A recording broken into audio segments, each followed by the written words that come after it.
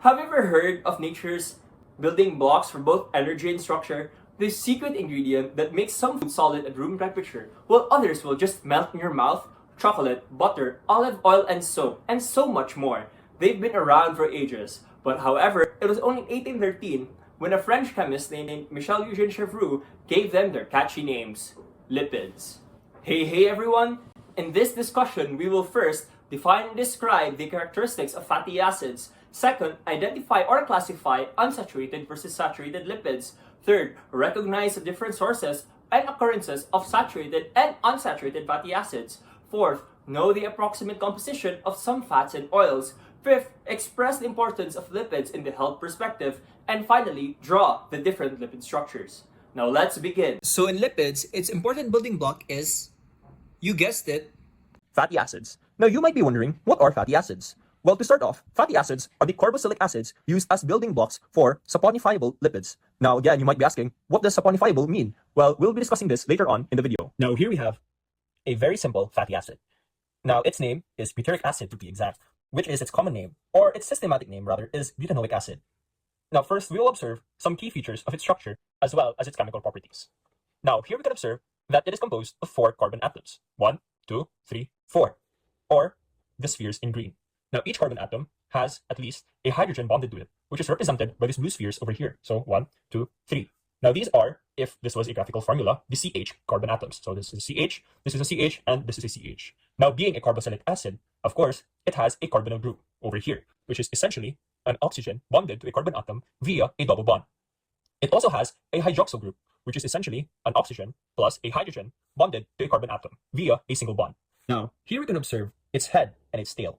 So essentially, its head, right over here, is its carboxylic group. So once again, if this was a graphical formula, this would be the C, the O, and the OH. So essentially, this is its head, or its polar part. Whilst this, the 1, 2, 3 carbon atoms, are its tail. Now, the tail is nonpolar, which means it is hydrophobic, or not attracted to water.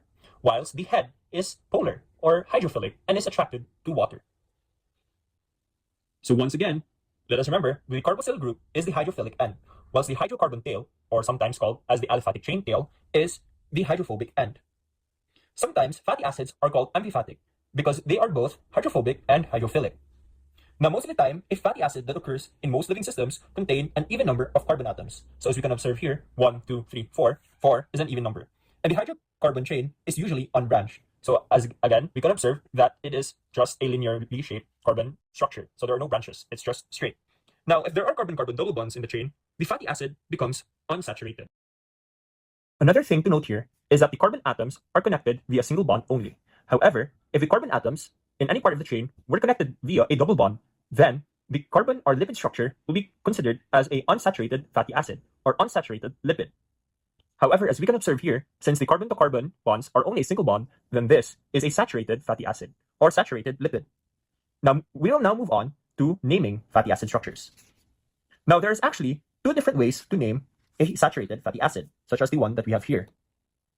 Now, once again, recalling from the first part of the video, what is the name of this saturated fatty acid? That's right, it is butanoic acid, which is its systematic name. So saturated fatty acids are normally named according to the number of carbon atoms found within their structure. Now, this usually increases by 2. So as you can see here, we have butanoic acid. So 1, 2, 3, 4. 4 carbon atoms. Its common name is butyric acid.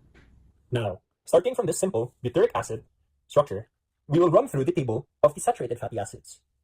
So once again, this is butyric or butanoic acid, commonly found in butter. Now by adding 2 carbon atoms, 1, 2, we have now created caproic or hexanoic acid, aptly named since it has 1, 2, 3, 4, 5, 6 carbon atoms. This is also found in butter, as well as in coconut and palm oil. Now, by adding 2 more carbon atoms, 1, 2, we have obtained caprylic acid, or also known as octanoic acid. This is named this way because, you guessed it, it has 8 carbon atoms. Now, by adding, once again, another 2 carbon atoms, we have created capric acid, or decanoic acid. This is named due to the fact that it has 10 carbon atoms within its structure. Just like the previous 3, it is found in butter, coconut, and palm oil. Now, moving on to the higher order fatty acids. By adding another 2 carbon atoms, we have created lauric or dodecanoic acid, which is normally found in laurel or coconut oil. Now, another fun fact is that lauric acid with 12 carbon atoms is the main fatty acid constituent that we can see in coconut oil. Now, once again, by adding another 2 carbon atoms, we have created myristic acid, or tetradecanoic acid, which, as the name implies, has 14 carbons within its structure. Now, moving on to the rest of the table. By adding, once again, 2 carbon atoms, we have created palmitic, or hexadecanoic fatty acids, which has 16 carbon atoms within its structure. Now, hexanoic, or palmitic fatty acids are found in plant as well as animal fat. Thus, a short review of the fatty acids that we have encountered so far. 1, 2, 3, 4 carbon means that it is butyric or butanoic acid. 5, 6 means it is caproic or hexanoic acid. 7, 8 means it is caprylic or octanoic acid. 9, 10 means it is a capric or decanoic acid. 11, 12 means it is a lauric or dodecanoic acid. 13, 14 means it is a myristic or tetradecanoic acid. And finally, a 15 or 16 or a 16-membered fatty acid means it is a palmitic or hexadecanoic acid. Moving on, by adding another 2 carbon atoms to the 16 carbon atoms of palmitic or hexadecanoic acid, we will yield, or we will get, an 18 carbon atom of stearic acid or octadecanoic acid. Once again, aptly named since it has 18 carbons within its structure. From this, we will once again add another 2 carbon atoms to this structure. Now, this will give us arachidic or eicosanoic acid. The 20 carbon membered arachidic or eicosanoic acid is normally found in peanut butter as well as animal lard. Now, to this 20 carbon membered structure, we will once again add another 2 carbon atoms. This will give us the 22 membered dihinic or docosanoic acid, which is found in grapeseed oil and contains over 22 carbon atoms. Again, we will add another 2 carbon atoms to this ever-increasing structure, yielding lignoceric acid or tetracosanoic acid with over 24 carbon atoms. This is normally derived from peanut butter oil as well as phospholipids. Finally, by adding the final 2 over here carbon atoms, we have obtained cerotic acid, or its systematic name hexacosanoic acid, with over 26 carbon atoms, and is normally found in wolf fat. So here is a quick table to review all of the saturated or fatty acids with only a single bond that we have encountered so far. So we will be moving on to the unsaturated fatty acids. Now, the first thing that we need to remember between an unsaturated versus a saturated fatty acid is that an unsaturated fatty acid has, you guessed it, a double bond. Now, it is called unsaturated because since it is, in its nature, has a double bond, it is not, in essence, saturated by hydrogen atoms. So having a double bond grants a unsaturated fatty acid some characteristics which distinguish it from its saturated fatty acid cousins. So first of all, having here a double bond causes the unsaturated fatty acid to develop a kink. So what is a kink? A kink, in essence, is a sort of slight bending of the 2 different aliphatic tails in respect to the double bond. Now, this is especially true in unsaturated fatty acids when they are in a cis conformation. So if we have learned from organic chemistry, what is a cis conformation is essentially the functional groups of the fatty acid are on the same plane. So if we could just imagine here that, for example, a functional group is here and another functional group is here. Now, this will cause here the rigid compared to the freely rotating single bond. So the double bond is more rigid. It will cause the 2 opposing forces to produce a kink in the unsaturated fatty acid. Now, why are kinks very important? Now, a unsaturated fatty acid like this one, which is in its cis conformation or configuration, is less likely to form storage units of each other. So since they are not in a straight line compared to a saturated fatty acid, they are less likely to clump up, and this gives rise to its very unique characteristic in which it is liquid in room temperature compared to saturated fatty acids, which are solid in room temperature. Another thing to note is that plant oils are liquid at room temperature because they have higher proportions of unsaturated fatty acids compared to animal fat, which have instead a higher proportion of saturated fatty acids. Thus, they tend to be solids at room temperature. Furthermore, unsaturated fatty acids have lower melting points due to the double bonds present. So, Before we do a quick run through of the family or the table of unsaturated fatty acids, let us first accustom and familiarize ourselves with the systematic naming, the common naming, as well as its family and its positional naming. So first of all, we will start with palmitoleic acid. This is the most simple unsaturated fatty acid. Now, for the positioning or the number of double bonds, you will notice on the notation that it says 16, 1, 9. So you might ask yourself, what does 16 stand for? Well, it's simple. 16 stands for the number of carbon atoms found within the structure. So 1, 2, 3, 4, 5, 6, 7, 8, 9, 10, and eventually, there, 16. Now, what does 1 stand for? Well, 1 stands for the number of double bonds found within the structure. So here, 1. Now, what does 9 stand for?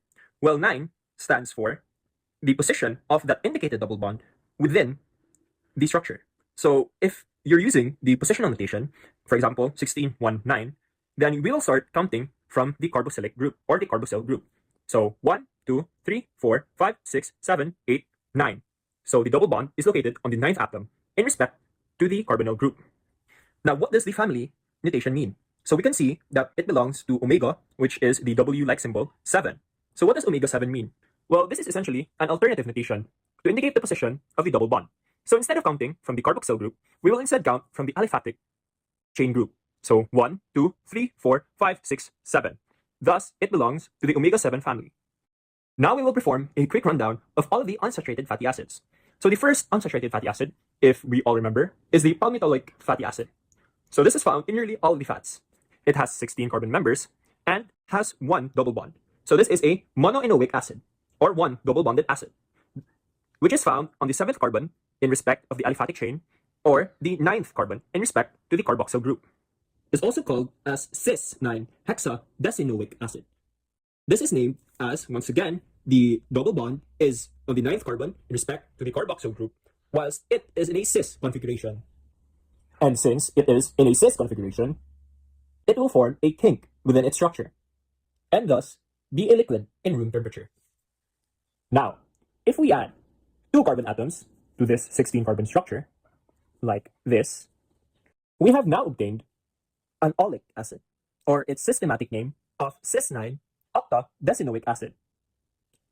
Now, once again, it is called cis-9 since its double bond is at the 9th carbon in respect to the carboxyl group, whilst it contains 18 carbon atoms.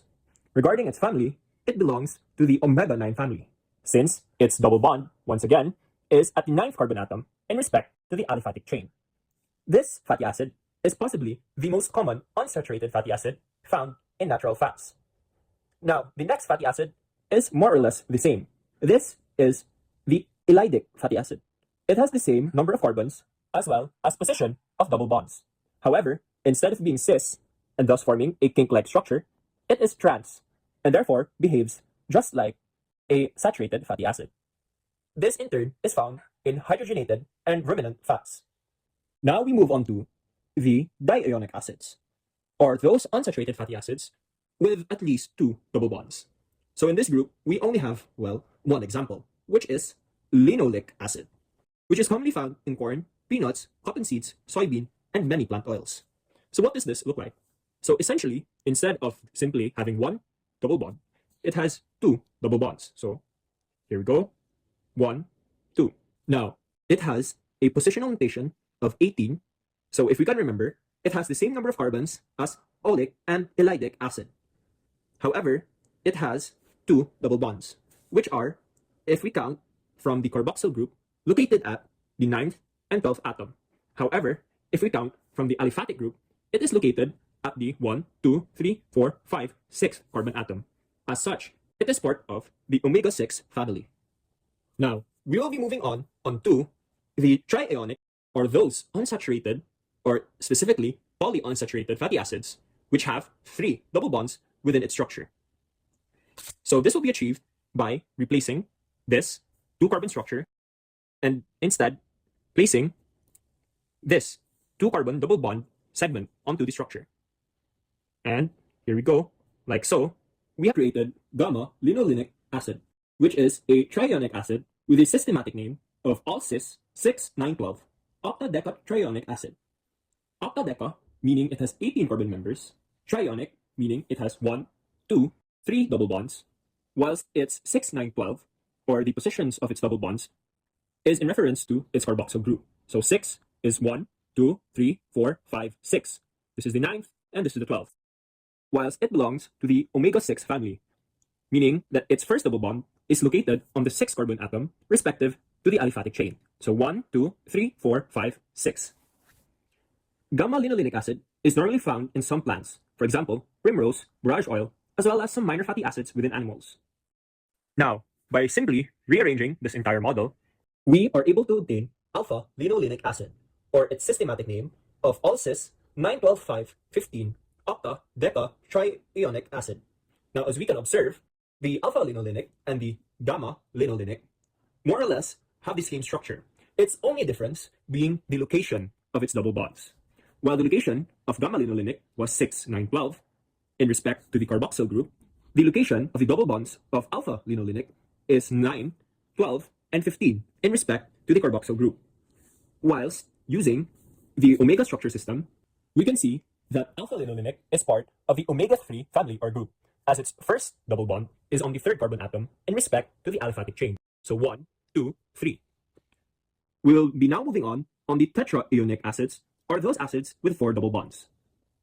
And thus, by rearranging and then adding another double bonded carbon segment to the previous free fatty acid, we have obtained the only member of the tetraenoic acid family, which is the arachidonic acid, or its systematic name, all-cis 5, 8, 11, 14 eicosa tetraenoic acid. Now, from its name alone, we can infer that since it is cis, this entire structure will have kinks in it.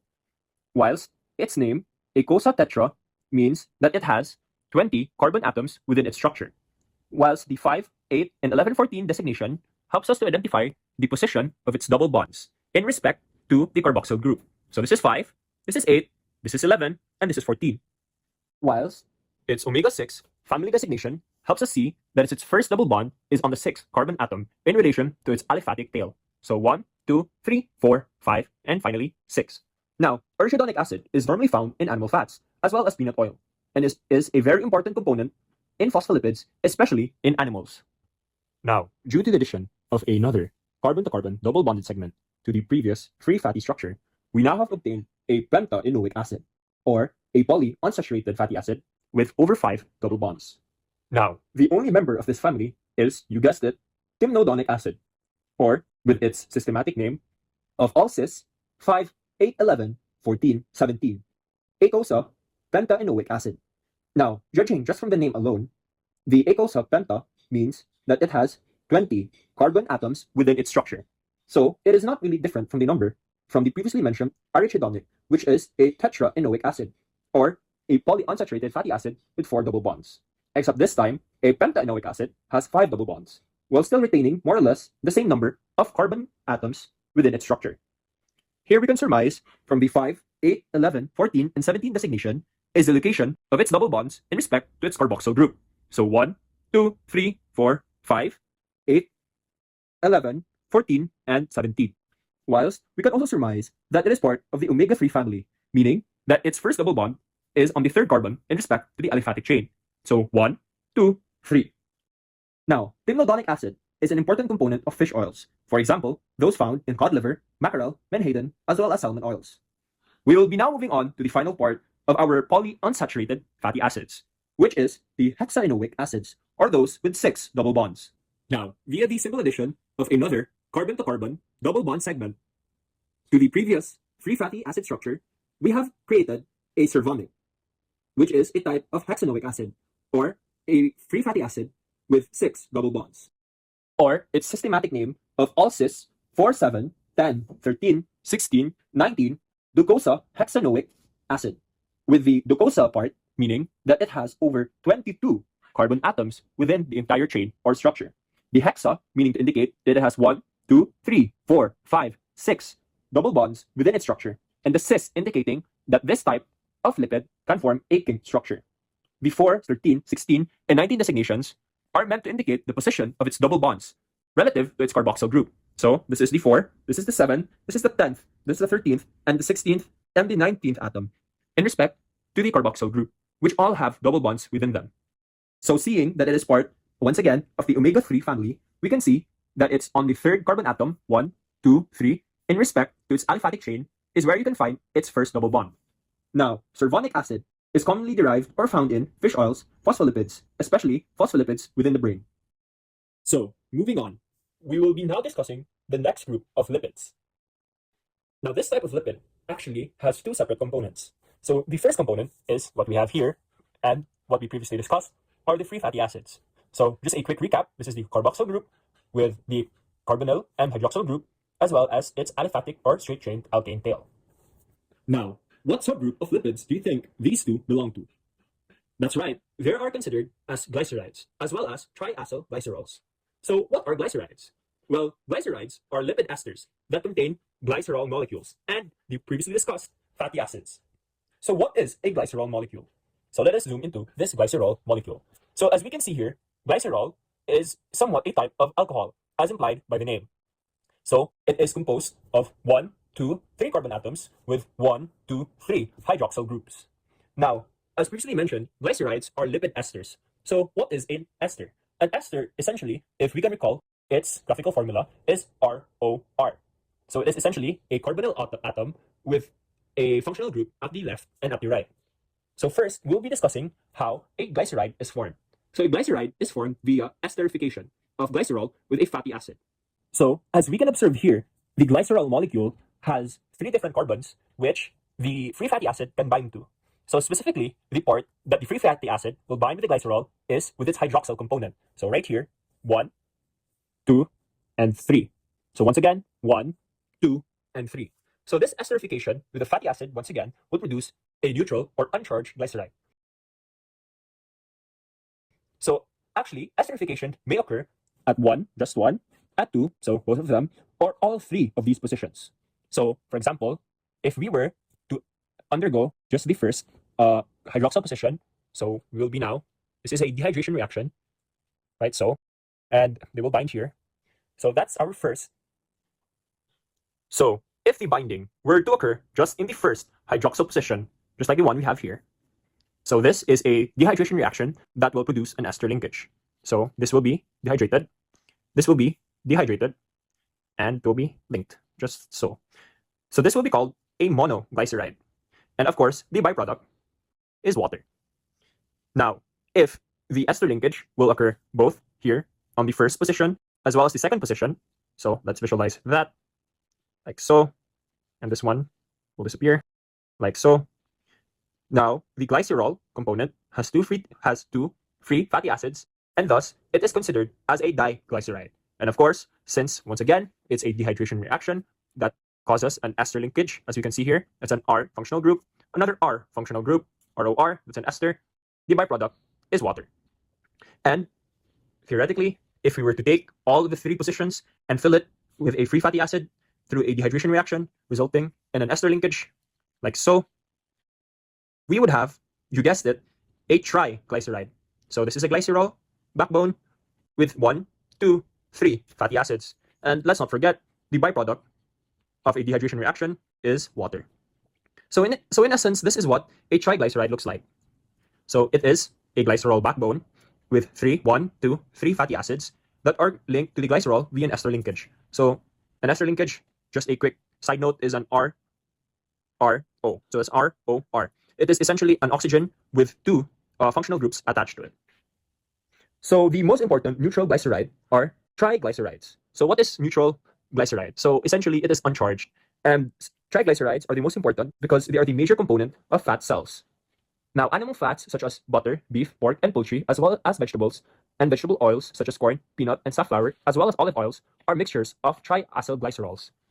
So this is an acyl, and this is 1, 2, 3. So once again, that's why they're called triacylglycerols or triglycerides. Now, these are triesters of glycerols, so 3 ester groups. And each of the 3 OH groups of glycerol, as we have previously mentioned, form an ester group via reaction of the COOH, or the carboxyl group of the fatty acid. So a wide variety of triacylglycerols or triglycerides or even TAGs can be accomplished. In short, they can fall into 2 different categories. So first are simple triglycerols. So simple triglycerols means that the 3 attached fatty acids are of the same family. So essentially what we have here is a simple triglyceride, since all of the 3, as we recall, 1, 2, 3, 4, are from the same family. So all of them are, you guessed it, butyric or butyrenoic free fatty acids. Whilst complex triacyl glycerols means that at least one or two out of the three of the joined free fatty acid groups are of different families or different subgroups. So, for example, on the third free fatty acid that has been joined to the glycerol, I will add another two carbon atoms. Now, what does that make it? Now, recalling our previous lesson from the first part of the video, this is considered what type of fatty acid? So it has 1, 2, 3, 4, 5, 6. So this is a hexanoic fatty acid, or its common name would be caproic. And now, since one of the free fatty acids joined to the glycerol is different from the other two, this is considered a complex triacylglycerol or a complex triglyceride. Now, complex triglycerides are the ones most frequently occurring in nature. Now, another thing that we should note about triglycerides is that since the polar hydroxyls of the glycerol, this one, or supposed to be this one, as well as the polar group or the carboxyl group of the supposed free fatty acids are joined via ester linkages, this entire structure right now is non-polar, which means it is insoluble in water. Another thing to note is that triglycerides have lower specific gravities than water, which means that in a mixture of oil and water, this triglyceride will be on top of water. Most of the time, and especially if the attached free fatty acids are not unsaturated, these will readily stack one another.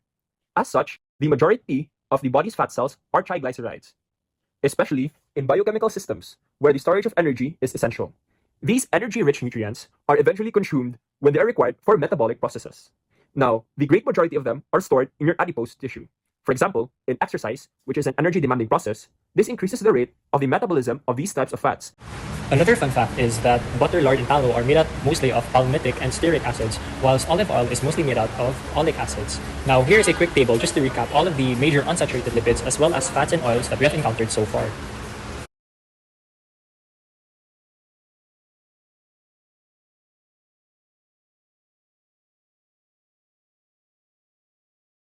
So before we end this lesson, let us run a quick review on our learning objectives to see if we have accomplished them. Number 1, can we now define and describe the characteristics of fatty acids? Yes. Number 2, can we now identify or classify the saturated versus unsaturated lipids? Well, yes. Number 3, can we now recognize the sources and occurrences of saturated and unsaturated fatty acids around us? Yes. Number 4, do we now know the approximate composition of some fats and some oils? Yes. Number 5, can we now express the importance of lipids in the health perspective?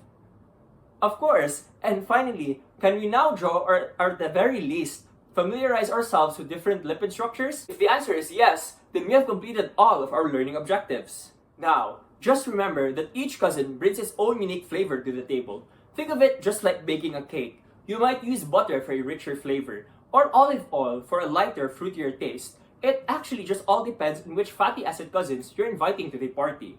So there you have it, from the saturated squad to the unsaturated all-stars, the glyceride gang to the fatty acid family reunion. We've all explored the entire world of fats. So the next time you're eating an avocado or eating a crunchy chip, just remember that this is a result of a complex interplay of molecules. Once again, this is Group 5 from BSMT 1C, and thank you for listening.